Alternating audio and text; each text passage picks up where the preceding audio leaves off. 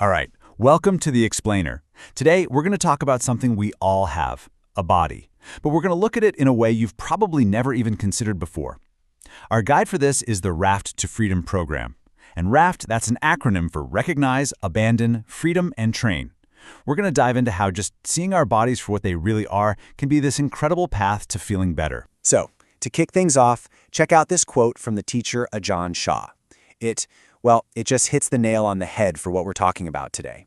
It's about moving past our snap judgments, That constant loop of, I like this, I hate that, it's beautiful, it's ugly. Okay, so seeing the body clearly, beyond the surface.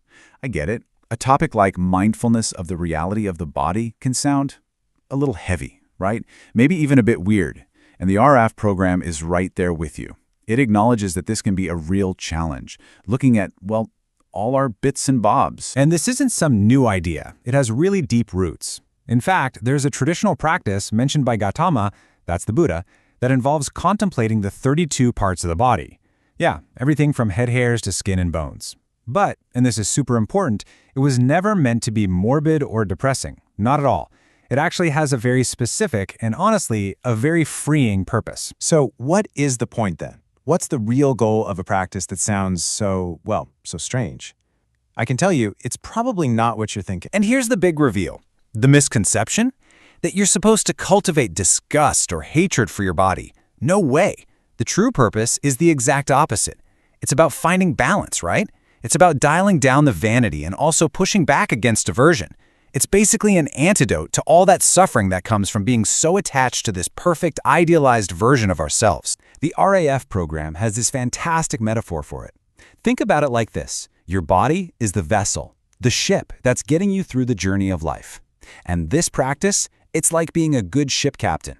You don't just stand on the dock admiring the fresh coat of paint. No, you get in there and you inspect the hull, the engine, the real working parts. Because that's what's going to get you safely to your destination. Okay, that's all great, but what does this mean for us, right now, in the real world? How does an ancient idea like this actually help? Well, it turns out it provides an amazing modern toolkit for our well-being. And this is the roadmap, really. Step 1, you see things clearly, and that reduces vanity and attachment. Then, from there, you start to develop more emotional balance, which leads to step 3, more compassion for yourself and others. And the ultimate goal? A deeper sense of non-attachment. And that is so crucial for breaking free from those patterns of escape that create so much pain in our lives. And this isn't just some abstract philosophy. There's real science here. This practice actually strengthens what scientists call interoceptive awareness. It's a fancy term, but it just means your ability to feel and sense what's going on inside your own body. And the research is clear. The better you are at that, the better you are at regulating your emotions. It's a total game changer. From a psychological angle, it works a lot like exposure therapy. Think about it. You're gently facing these truths that might be a little uncomfortable, but you're doing it in a safe way. And over time, it reduces how much you react to things. You're building up what psychologists call distress tolerance.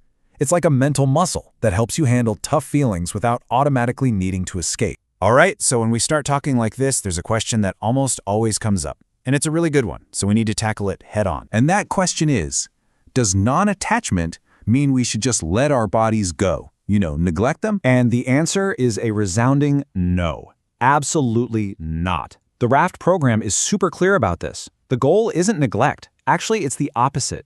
It inspires this really balanced, wise way of caring for yourself. It's the sweet spot between neglect on one side and obsession on the other. And what does that look like in real life? Well, it's practical stuff. It's mindful eating, where you actually appreciate what the food is doing for you.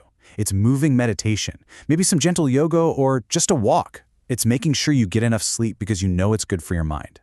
It all comes back to that metaphor. We care for the vessel because it's what's carrying us on the journey. So let's pull all this together. You can see how this practice, just looking at the body clearly, becomes this fundamental step on the path to genuine freedom and well-being. Now, all these amazing insights we've been talking about, they come from the Raft to Freedom workbook. It's this incredible resource put together by Dr. Catherine Jacob and Vince Cullen. And here's the best part.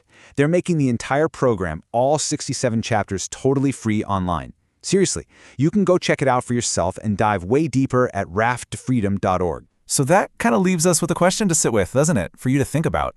How can you start to see your body less like something you're in conflict with and more like a partner? And I want to leave you with this one last thought, straight from the program itself.